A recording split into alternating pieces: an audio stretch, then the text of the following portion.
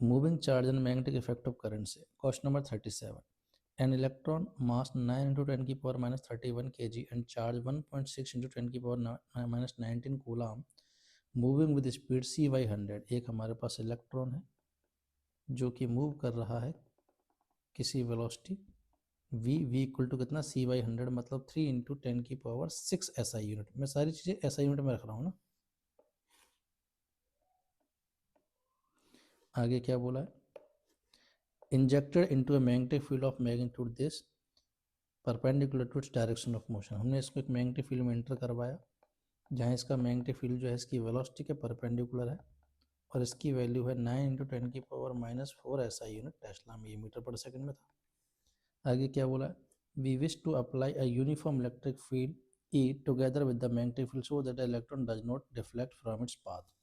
अब बोला है कि एक यूनिफॉर्म इलेक्ट्रिक फील्ड भी हमको लगाना ताकि इलेक्ट्रॉन अपने पास से डिफ्लेक्ट ना करे।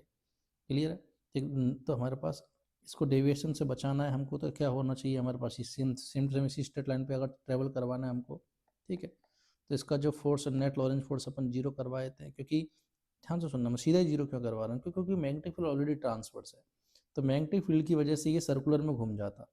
क्लियर है। तो मैग्नेटिक फील्ड की वजह से सर्कल में घूम जाएगा। मैं चाहता हूँ कि स्ट्रेट लाइन में चलता रहे, तो पक्का मेरे को मैग्नेटिक फील्ड के फोर्स को ओवरकम करवाना पड़ेगा, तो उसके लिए इलेक्ट्रिक फील्ड लगाना पड़ेगा।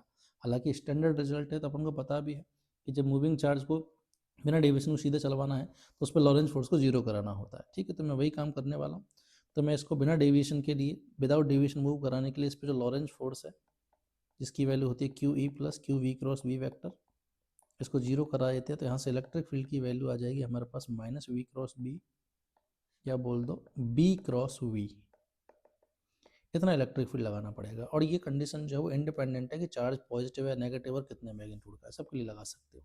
तो मैं चाहता हूँ कि यहाँ पे विदाउट डेविएशन के लिए, बिना डेविएशन के ये इलेक्ट्रॉन ट्रेवल करे हमारे पास, तो इलेक्ट्रिक फील्ड इतना लगाना पड़ेगा। पहले तो इसकी डायरेक्शन देखो जरा, तो V × B से velocity magnetic field cross velocity cross magnetic field cross velocity से जो हमारे पास इलेक्ट्रिक फील्ड की डायरेक्शन जो आ रही है वो इधर आएगी। तो ये तीनों म्यूचुअली परपेंडिकुलर लेने पड़ेंगे और इसका मैग्नीट्यूड कितना आ जाएगा, B का मैग्नीट्यूड V का मैग्नीट्यूड, दोनों के बीच के एंगल का साइन 90, तो इतना आ जाएगा हमारे पास। तो कितना आ गया, ये है 10 × 10 की पावर 9 × 10 की पावर -4, वेलोसिटी है 3 × 10 की पावर 6। तो यहाँ से SI यूनिट में वैल्यू आ गई 27 × 10 की पावर 2 वोल्ट पर मीटर। अब ऐसा देखो दो ऑप्शन में हमको नजर आ रहा है, बट पहला बोला इज पैरेलल टू बी, नहीं ये गलत हो जाएगा। Is perpendicular to B and its magnitude is this, yes, fourth option is the correct answer. ठीक है बेटा।